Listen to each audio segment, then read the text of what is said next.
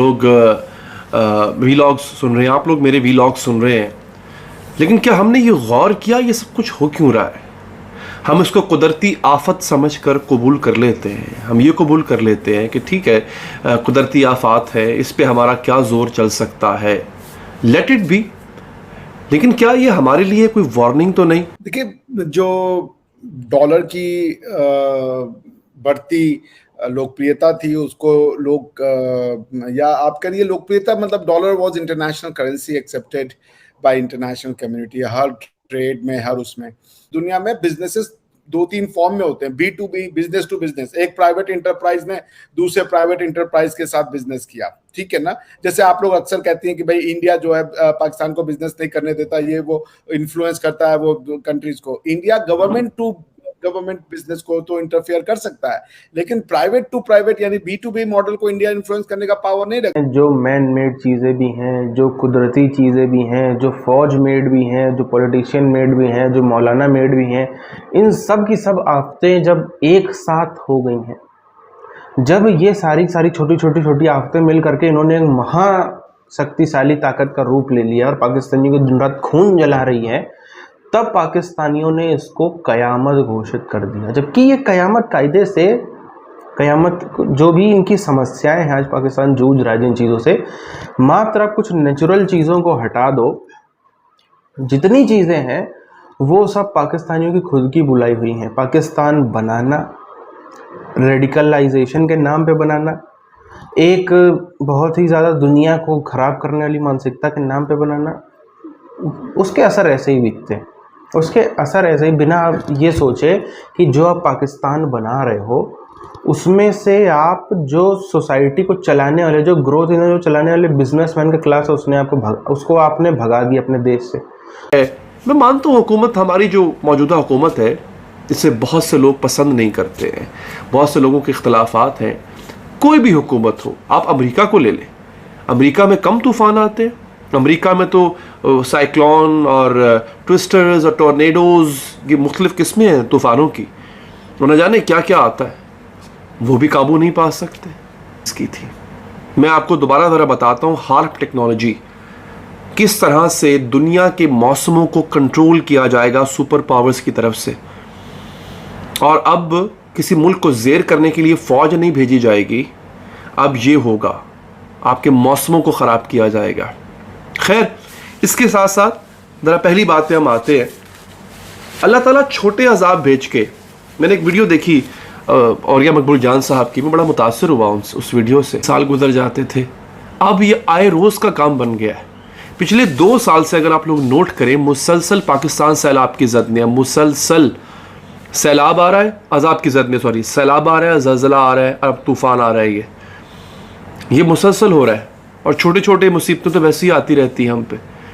एक बात उन्होंने की, एक और हदीस की, बल्कि आयत की रोशनी में, कि अल्लाह ताला ये भी कहता है कि मैं तुम्हें अजाब की शक्लें हैं ना, अजाब की एक शक्ल ये भी है कि अल्लाह ताला हमें जो है वो फ़िरक़ों में बांट दे, बुलंदियों से, आसमान की बुलंदियों से तुम पर अजाब नाजिल करेंगे और ज़मीन के नीचे से अजाब नाजिल होंगे। तो क्या ऐसा हुआ नहीं है? और ख़ास तौर पे अगर आप देखें इस खित्ते में, गौर कीजिएगा, मेरी कुछ वीडियोस हैं जो कि मैंने आपको पहले दिखाई थी। मैंने जिक्र किया था हार्प टेक्नोलॉजी का। आज मैं उस वीडियो का, आज से 4 महीने पहले मैंने वीडियो बनाई थी जब तुर्की में ज़लज़ला आया था, और मैंने कहा था कि पाकिस्तान में ज़लज़ला आएगा, क्योंकि स्वीडन के अंदर एक कॉन्फ्रेंस हुई थी, उसका भी जिक्र किया था। इस टेक्नोलॉजी की बुनियाद रखी गई थी, अमेरिका ने इसकी बुनियाद रखी गई थी। 1993 से लेकर 2014 तक इस पे काम हुआ, 20-22 साल तक इस पे काम किया गया। 2014 में हार्प टेक्नोलॉजी को लॉन्च कर दिया गया। नाम इसको ये दिया गया, इसका मकसद ये था इस टेक्नोलॉजी का कि ये टेक्नोलॉजी दुनिया के मौसमों पर नज़र रखेगी। फौजियों पर हमलावर होना, तो बॉर्डर पे मौजूद फौजियों के जहनों पे असरअंदाज होके, बेसिकली कुर्रे अर्ज से बाहर निकल के सैटेलाइट छोड़े जाते हैं। वो कुछ ऐसी शुआएं ज़मीन की तरफ फेंकते हैं जो ज़मीन के आयनोस्फीयर को काटती हुई हमारी ज़मीन की टेक्टोनिक प्लेट्स में घुस जाती हैं और उनमें इर्ताश पैदा करती हैं। ज़मीन के नीचे जिन फट्टों ने, मैं उसको आम लफ्ज़ों में समझा रहा हूँ, जिन फट्टों ने जमीन को संभाले हुआ है और टेक्टोनिक प्लेट्स होती हैं। इसका एक पैनिक बना करके और फिर अपना वोटरों से उन्होंने वो एक हासिल किया लेजिटिमेसी लोकल मार्केट्स में या डोमेस्टिकली लोकल कॉन्स्टिट्यूएंट से उन्होंने इसको एक लेजिटिमेसी ली और जाके अटैक कर दिया इराक पे। That war was one of the most flagrant violation of international legal norms and rules। क्या किया था किसी ने भी, यूएन के सैंक्शंस का कोई चांस बनता नहीं है। तो अगर आप उनके अगेंस्ट में कोई रिजोल्यूशन नहीं ला सकते तो क्वेश्चन ये है कि इंटरनेशनल सैंक्शंस उनके अगेंस्ट में कैसे पोज किए जाए। जैसे आप देखें कि आज की डेट में अमेरिका जो है या यूरोप जो है वो वेस्ट अपनी कलेक्टिव जो आप कह लीजिए पावर है उसका इस्तेमाल करते हैं। ये वेस्टर्न इंस्टीट्यूशंस जो कि इंटरनेशनल इंस्टीट्यूशंस के रूप में आज की डेट में काम करते हैं, IMF हो गया, वर्ल्ड बैंक हो गया, FATF हो गया, या इस तरीके की कई संस्थाएं हैं, सबक लिया कि भाई आप अगर इसको न्यूट्रल रखो कि भाई आपके भी अगेंस्ट में किया जा सके, हमारे पास भी चाबी हो कि आप कभी गलती करो तो हम भी आपके अगेंस्ट में फाइनेंशियल सैंक्शन ला पाए, तो अब तो बात समझ में आती है। ये one way of financial sanctions कैसे चलेगा? और उस पे दुनिया ने महसूस किया कि वो वन वे चाबी इसलिए इनके हाथ में है क्योंकि ये फाइनेंशियल, खासकर फाइनेंशियल सैंक्शंस की बात हम करें, क्योंकि बाकी जो यूज ऑफ फोर्स वाले सैंक्शन है वो इफेक्टिव उतने होते नहीं है और ना ही वेस्ट उसमें इंटरेस्टेड है कि आर्मी ले जाके किसी के ऊपर अटैक कर दे। डॉलर गया है, कह लीजिए आप रिप्लेसमेंट ले आए जो कि अब डॉलर की जगह यूज कर सके, तो ऐसी कोई इंटरनेशनल करेंसी बनना मुश्किल है। तो फिर उन्होंने ये किया कि अगर हम इंटरनेशनल करेंसी ऐसी नहीं बना रहे हैं तो कम से कम हम जो ट्रेड है वो आपस की करेंसी में करना शुरू करें। कुछ प्रॉब्लम्स होंगी शुरू में, क्योंकि आप अगर दुनिया को देखेंगी तो दुनिया इवनली प्लेस्ड नहीं है। कुछ कंट्रीज हैं वो बहुत हाईली इंडस्ट्रियलाइज्ड हैं तो वो सिर्फ और सिर्फ एक्सपोर्ट करती हैं, कुछ कंट्री हैं वो हाईली अंडर इंडस्ट्रियलाइज हैं तो वो सिर्फ और सिर्फ इम्पोर्ट करती हैं। सेंचुरी इनका ही हो रही है, ये जो हमारे यहाँ चीजें हो रही हैं डेवलपमेंट, इकोनॉमिक डेवलपमेंट के नाम को, उसको वो सपोर्ट करते हैं। तो मेरे कहने का सिंपल से मतलब ये है कि ये जो इजिप्ट ने कहा है, they are also following in the line same thing कि भाई ये वेस्ट के हाथ से ये जो फाइनेंशियल कंट्रोल है इसको इवनली डिस्ट्रीब्यूट करना चाहिए, क्योंकि अभी तो ये एकदम से वन साइडेड है वेस्ट के पास में। सो रनिंग हो रही है और उस लीगल ऑर्डर को कंट्रोल करने का एक सबसे बड़ा मैकेनिज्म है वो है फाइनेंशियल मैकेनिज्म। तो जैसे जैसे आप डॉलर से अवे जाएंगे तो स्विफ्ट का पेमेंट मैकेनिज्म हो गया, दूसरे जो बैरियर पेमेंट मैकेनिज्म है उस पर आपकी डिपेंडेंस कम होगी, तो वेस्ट आपके ऊपर सैंक्शंस कम लगा पाएगा, और सैंक्शंस कम लगा पाएगा तो फिर आप अपने तरीके से दुनिया में you can manifest your behaviour as per your desire. समझ रही हैं? चाइनीज ये डिमांड कर रहे थे कि आपके यहाँ पे चाइनीज एक ट्रेडेबल करेंसी बन जाए आपके डोमेस्टिक मार्केट में, वो एक अलग प्रपोजिशन हो जाएगी। एक वो हुआ कि भाई देखिए दुनिया में बिजनेसेस दो तीन फॉर्म में होते हैं, B2B, बिजनेस टू बिजनेस। एक प्राइवेट इंटरप्राइज ने दूसरे प्राइवेट इंटरप्राइज के साथ बिजनेस किया, ठीक है ना।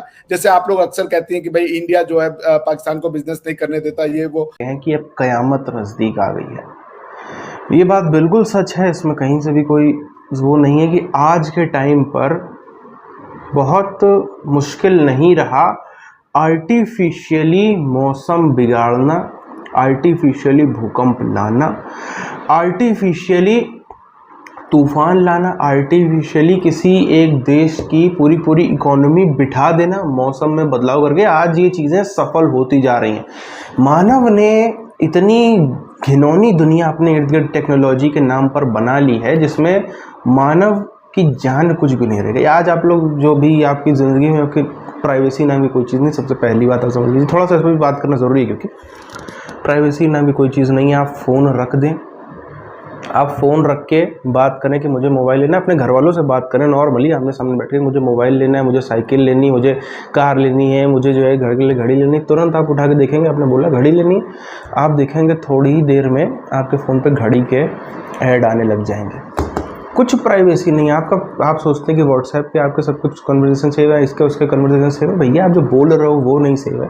आप पूरा 24 घंटे एक सर्विलियंस में रहते हैं और ये सब का सब सर्विलियंस का डाटा जो है दुनिया में कई बड़ी शक्तियों के पास है, विशेष तौर पर अमेरिका के पास में आपका पूरी की पूरी जन्म कुंडली है, सबकी ही है, इसमें कोई भी छुपी ढकी छुपी बात नहीं। तो आज के टाइम पर कुछ भी गुप्त होना, कुछ भी आप बिल्कुल कोई किसी की भी जान सुरक्षित नहीं। कोई भी अगर दुनिया में बड़ी शक्तियों में बैठ के चाहे चंद मिनटों में किसी को भी उड़ा सकता है, कुछ भी कर सकता है, बहुत आसान आज हो गया है ये सब। लेकिन क्योंकि इस कौम की खुद की इतनी गलतियां रही हैं, ये एक अलग ही घमंड में एक अलग ही घमंड की अरे हमारे यहाँ तो इतनी आबादी है, हम तो वहाँ पीछे लोग छोड़ देंगे, हम तो जगह जगह घुस के उनको, पाकिस्तानी कौम इसी में तबाह है। और आज आपको नहीं दिख रहा है, लेकिन चंद सालों में दिखेगा, इतनी भयानक मेहनत के बाद जो आज ये यूरोप के अंदर घुस रहे हैं, यूरोप के अंदर mini Pakistan, mini Islamic countries बनाए जा रहे हैं, जगह जगह जो कुछ हो रहा है, मतलब बनाने में इनको 50 साल लगे हैं, जिसको ऐसे चुटकी बजा के वो चीज़ उड़ाई जा सकती है। आज दूसरे सामने वाले लोग इतने मजबूत हो चुके हैं। इंडियन सब कॉन्टिनेंट को ही आप देख लो, पूरा का पूरा 1000 साल लगे सिर्फ और सिर्फ इस्लामिक रूलर्स को। और अगर हम पीछे चले जाएं सेंट्रल एशिया और मिडिल ईस्ट के रूलर्स को, तो तकरीबन 3000 सालों से 2500-3000 सालों से हम देख रहे हैं कि बराबर भारत के ऊपर आक्रमण चल रहा है।